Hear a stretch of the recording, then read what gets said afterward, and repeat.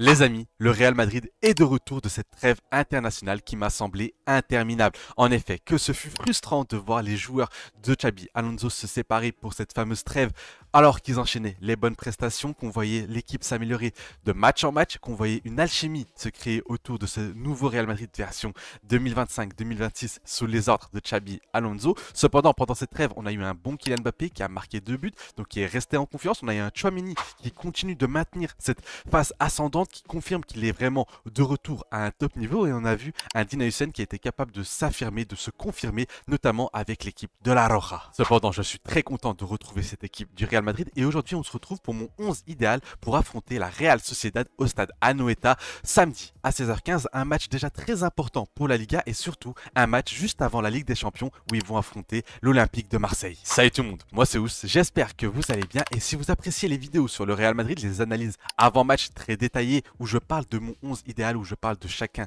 des joueurs, si vous aimez les débriefs en profondeur où on analyse chacun des buts le lendemain de la rencontre et surtout si vous aimez les vidéos analyses sur les joueurs, vous êtes arrivé sur la bonne chaîne. Donc je vous invite à vous abonner si ce n'est pas déjà fait, ça aide énormément. Comme toujours, n'hésitez pas à liker la vidéo, ça aide aussi extrêmement et ça aide à l'algorithme. Donc n'hésitez pas à liker, on vise les 1000 likes pour cette vidéo et n'hésitez pas à me dire en commentaire votre 11 idéal pour affronter la Real Sociedad et qu'est-ce que vous avez à dire concernant mon 11. Real Sociedad, Real Madrid, on le sait, c'est un des chocs de cette Liga. On sait que la Real Sociedad est une équipe qui figure très très haut dans le classement habituellement. C'est une équipe avec énormément de talent, une équipe qui se bat, une équipe qui joue au football, une équipe qui joue très haut généralement et qui pose des soucis aux très grosses équipes. On le sait, ils ont fait une très bonne saison, notamment lors de la saison 2023-2024.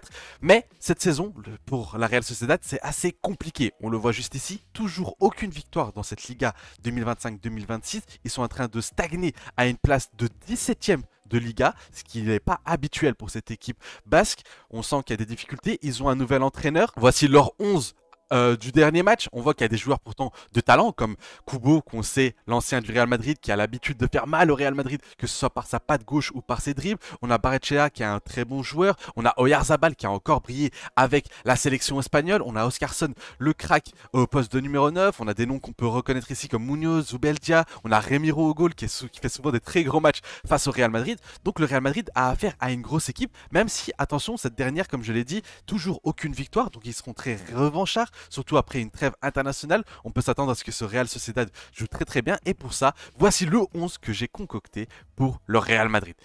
Eh bien, sans surprise, c'est le même 11 que le dernier match face à Mallorca. Au goal, on a Thibaut Courtois, on a pour la charnière centrale Eder Militao et Dina Hussein. Dina Hussein, plus besoin de le présenter, évidemment, le crack générationnel. On a un Eder Militao qui va accompagner Dina Hussein parce que pour l'instant, c'est lui que je trouve le meilleur complément justement à l'international espagnol désormais.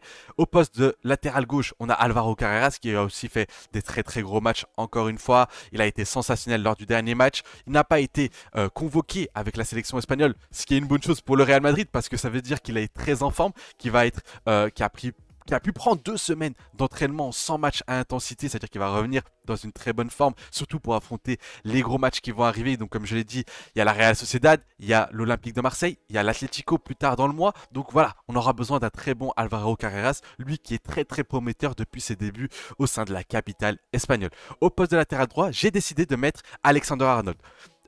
Pour récompenser à la fois son bon match face à Mallorca. On sait qu'il a montré sa qualité de patte droite, c'est-à-dire cette vista, cette qualité de passe qu'il a trouvé de nombreuses fois Kylian Mbappé, et on va le voir juste après. Je pense que ça pourra fonctionner notamment avec cette équipe de la Real Sociedad. On peut directement passer dans la plage tactique parce que on sait que l'équipe de la Real Sociedad va jouer haut. La Real Sociedad ne va pas rester groupée comme en formant un bus devant la défense. Ils vont essayer de jouer, ils vont essayer d'aller chercher ce Real Madrid. Pourquoi? Parce que de 1, la Real Sociedad est une équipe qui a tendance à vouloir jouer, et 2, la Real Sociedad a toujours remporté 0 match dans cette Liga. Pour eux, ça va être une priorité, et pour ça, je pense qu'ils vont se découvrir, et ainsi, Trent va pouvoir profiter de sa qualité pour trouver un Kylian Mbappé, comme il a fait lors du dernier match, ce qui a été très très intéressant. C'est pour ça que je le favorise. Je le favorise aussi pourquoi? Parce qu'il n'a pas été sélectionné du côté anglais. Il va être très revanchard. Il va vouloir montrer que c'est un joueur, intéressant, important. Il va vouloir retrouver son niveau parce que oui, il a connu des débuts assez timides avec le Real Madrid, pas des mauvais, pas des sublimes débuts, ce qui a fait qu'il n'a pas été sélectionné du côté de la sélection anglaise, et on sait qu'il y a de la concurrence au poste de latéral droit. On sent qu'il aura à cœur de vouloir revenir à son meilleur niveau. En plus, Carvajal, lui, a été sélectionné du côté de la Roja, donc lui aura besoin d'y aller un peu plus mollo, il est plus âgé, donc forcément, il revient d'une grosse blessure. Donc c'est pour ça, pour toutes ces raisons, que je vois Trent être le titulaire au poste de latéral droit face à ce match, face à la Real Sociedad. Et comme je l'ai dit, l'animation tactique, l'adversaire fait que Trent pourrait être très très intéressant et pourrait être celui qui va venir casser les lignes défensives de cette équipe de la Real Sociedad. Au poste de numéro 6, j'ai décidé d'aller sur Aurélien Tchouaméni. L'homme en forme de ce début de saison, l'homme en forme depuis 2025, lui qui excelle en ce moment, qui est vraiment partout. Il est excellent défensivement, il est excellent offensivement, il est à la créativité, il est à la relance, il est efficace. Avec l'équipe de France, il a montré un tout autre visage encore une fois. Il a montré qu'il était un joueur important parce que les dernières fois qu'on l'avait vu avec l'équipe de France, on sentait que c'était assez yaourt nature, c'est-à-dire que c'était très très neutre. En fait, ce qu'on reprochait et ce que je reprochais à Aurélien Tchouaméni, notamment la saison dernière, c'est qu'il était trop neutre. C'est-à-dire que, ok, il avait ce côté destructeur où il récupérait le ballon, mais quand il avait le ballon, c'était trop compliqué. Et là, on voit un Aurélien Tchouaméni presque métamorphosé.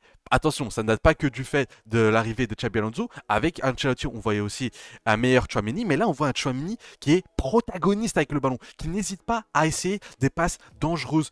Il a dit dans une interview, dans une conférence de presse avec l'équipe de France, qu'il avait appris à bonne école avec des Modric et Toni Kroos. Et évidemment, on ne dit pas qu'il a la qualité de passe ou la vision de ces deux messieurs, de ces deux très grandes légendes du Real Madrid, mais c'est vrai que Tchouaméni, on le sent plus protagoniste avec le ballon, plus juste, plus fin techniquement, ce qui est très très rassurant parce qu'aujourd'hui, on est en train de voir une sorte de numéro 6 très très bon. Un joueur qui est capable à la fois de venir s'incruster entre les deux défenseurs centraux, un joueur qui peut monter, un joueur qui peut s'occuper à la fois de la relance, un joueur qui peut casser des lignes directement pour trouver Kylian Mbappé comme il l'a fait avec l'équipe de France. Donc on est sur un Tchouaméni qui est très très bon et très très en forme.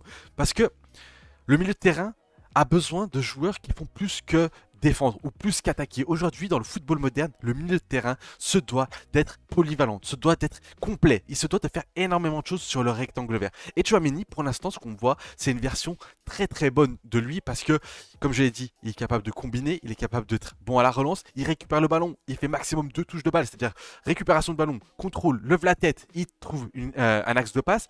Donc pour l'instant, Tchouaméni, c'est très très bon ce qu'on voit et j'espère que ça va continuer parce que s'il continue comme ça, moi je vous le dis, ça va finir top 3 à son poste. Je vous le dis parce que c'est un joueur qui, à l'AS Monaco, il avait impressionné tout le monde. Pourquoi? Parce qu'il avait ce rôle de box-to-box. Parce que à la base, Tchouaméni n'est pas un numéro 6. À la base, Tchouaméni, c'est un numéro 8. C'est un joueur qui joue dans un double pivot. On peut imaginer avec Valverde.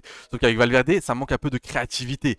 Mais aujourd'hui, si Tchouaméni est capable de délivrer d'excellents ballons, qu'il est capable de casser des lignes, qu'il est capable de se projeter, on obtient un Tchouaméni assez polyvalent et qui refait ce qu'il faisait à l'AS Monaco. Et ce que je lui reprochais, c'est-à-dire pourquoi il ne faisait pas un dépassement de fonction. Est-ce que c'était des consignes de Carlo Ancelotti? Ça, j'ai l'impression qu'on ne le saura jamais, mais je suis sûr et certain que Xabi Alonso a une influence positive dans son jeu de créativité. C'est pour ça que, évidemment, Tchouaméni, pour moi, est un titulaire indiscutable dorénavant, surtout quand il est à ce niveau-là. À ses côtés, je vais mettre au milieu de terrain Valverde et Arda Güler. Valverde, je continue à le mettre. Je sais qu'il est très critiqué en ce moment, excusez-moi. Je sais qu'il y a beaucoup de personnes qui aimeraient le voir sur le banc parce qu'ils considèrent qu'il apporte pas assez avec le ballon. C'est vrai qu'en ce moment, on n'a pas la meilleure version de Valverde, mais attention, pour moi, ça reste l'un des poumons de ce Real Madrid. Pourquoi? Parce que c'est un joueur qui est partout sur le terrain, qui va venir presser très haut, qui va venir défendre, qui va venir soutenir ici un Alexander Arnold. Parce qu'on le sait, Arnold n'est pas exceptionnel défensivement, mais avec un Valverde, tu as vraiment ce complément qui va venir le soutenir. Tu as un joueur qui va se battre, tu as le poumon, le cœur de ce Real Madrid. Donc, certes, il n'est pas à son meilleur niveau actuellement. On a connu un Valverde qui était plus protagoniste avec le ballon, qui dévorait des mètres avec le ballon, qui était là pour créer à la fois la largeur. Mais son profil de jeu est très intéressant et pour moi, je miserais encore sur lui parce que c'est un joueur qui va t'apporter énormément de choses. Il est capable de t'apporter dans la largeur, que ce soit défensivement pour, comme je l'ai dit, combler les manques ici de Trent Alexander-Arnold. Il est capable de laisser Mastantuono, qu'on verra que j'ai mis titulaire, rentrer à l'intérieur et du coup, lui, prendre justement cette zone-là. Donc c'est un joueur qui est encore trop important pour ce Real Madrid que pour le mettre sur le banc. Donc pour l'instant, je maintiens ma confiance envers lui parce que je pense qu'il va être intéressant. Maintenant, pour parler d'Arda Güler, on va parler aussi directement de Mastantuono parce que ce sont deux joueurs que je veux voir jouer encore. Arda Güler, évidemment, il est devenu le métronome de cette équipe du Real Madrid. Xabi Alonso en a fait de lui son cœur de jeu, celui par qui tous les ballons devaient passer. Et ça se comprend parce que c'est un joueur qui gère le tempo, qui est excellent à la passe.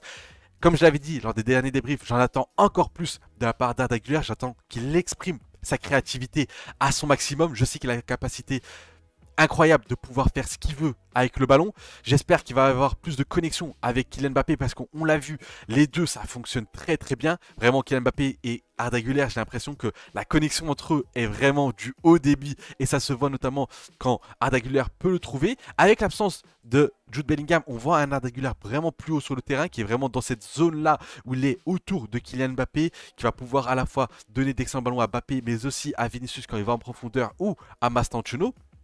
D'ailleurs, avec Mastantuono, comme j'ai pris la photo juste ici, les deux pour moi, je vous l'avais déjà dit dans mes précédentes vidéos, les deux, il y a une connexion qui doit se faire. Pourquoi? Parce que on sait que Mastantuono est un joueur qui rentre à l'intérieur du jeu. On peut imaginer un truc comme ça. On peut imaginer que Trent soit prend la largeur, soit Valverde prend la largeur. Donc les deux, il y a une connexion et les deux sont excellents dans les petits espaces. C'est-à-dire que les deux là, ils doivent combiner ensemble pour pouvoir créer du jeu, créer l'animation offensive et faire...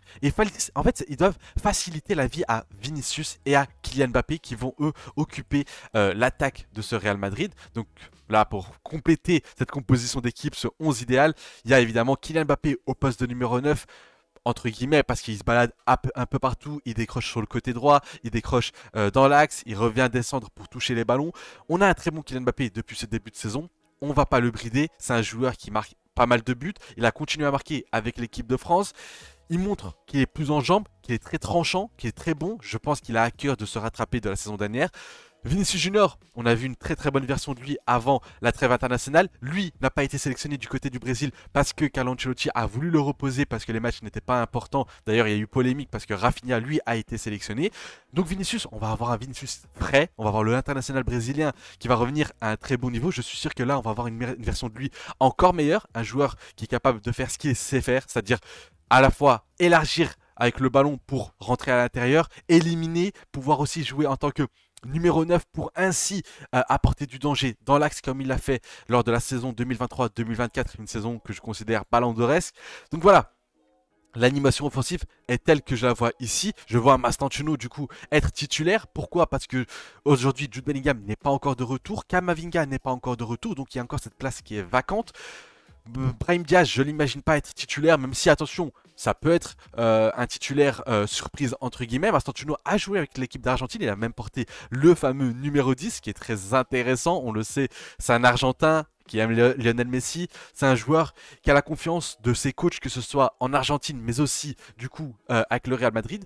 Je pense qu'il faut insister avec lui, c'est un joueur spécial comme je l'ai dit, c'est un joueur qui est tranchant, c'est un joueur qui apporte aussi tactiquement. Pourquoi? Parce que c'est un joueur qui, quand Mbappé va décrocher, tu as un Mastantuono qui va souvent dans la surface pour occuper, entre guillemets, ce rôle de numéro 9. Et ça, c'est très très important, surtout que Jude Bellingham n'est pas encore de retour et qu'on sait que Mbappé ne va pas rester dans cette surface. Ça, c'est un point qu'on va pas changer, c'est un point qu'on va discuter semaine après semaine, mais il va pas changer. Kylian Mbappé n'est pas un joueur qui va rester dans la surface, donc voir un Mastantuono qui va piquer dans l'axe ici pour réceptionner notamment les centres par exemple d'un Vinicius ou d'un Arda Güler, bah c'est très intéressant. C'est très intéressant parce qu'il faut un joueur qui plonge dans cette foutue surface, il faut un joueur qui va attaquer cette surface.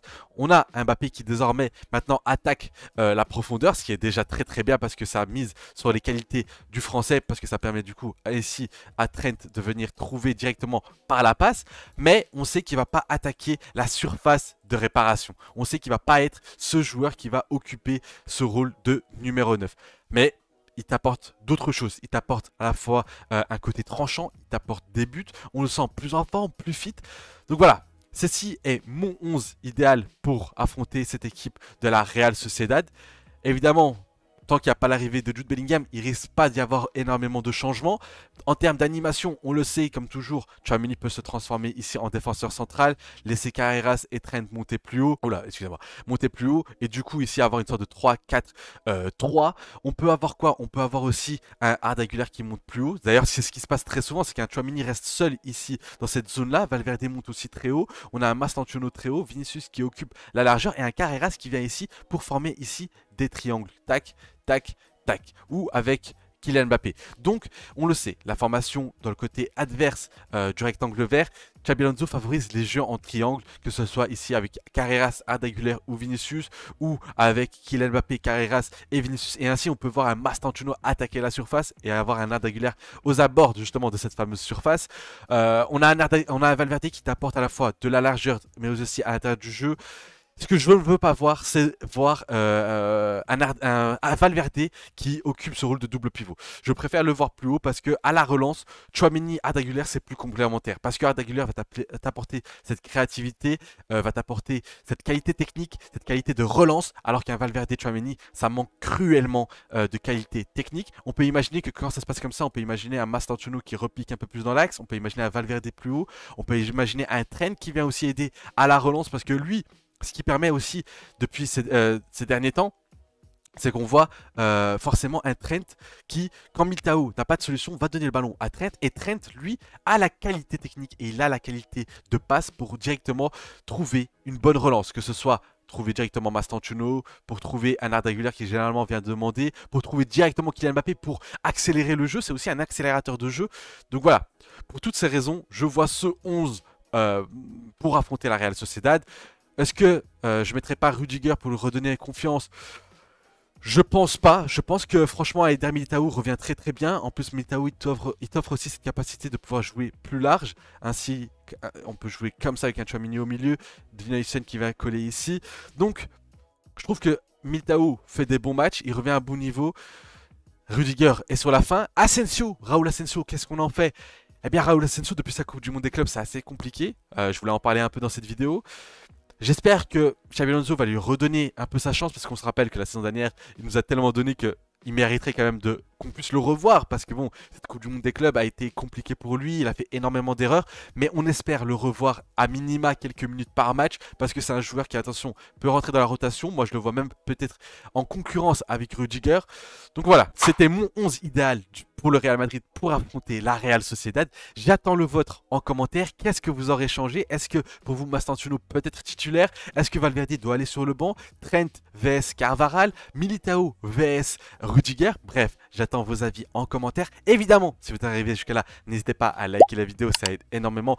Et écrire en commentaire à la Madrid si vous êtes arrivé jusque là, ça prouvera que vous êtes arrivé jusque là. N'hésitez pas à vous abonner si ce n'est pas déjà fait, ça aide énormément la chaîne. Et surtout, n'hésitez pas et n'oubliez pas, surtout, dimanche matin à 11 h, débrief du match Real Sociedad-Real Madrid, un match que je vais analyser chacun des buts avec la palette tactique, comme vous l'avez vu lors du dernier débrief, donc je compte sur vous pour mettre la cloche de notification.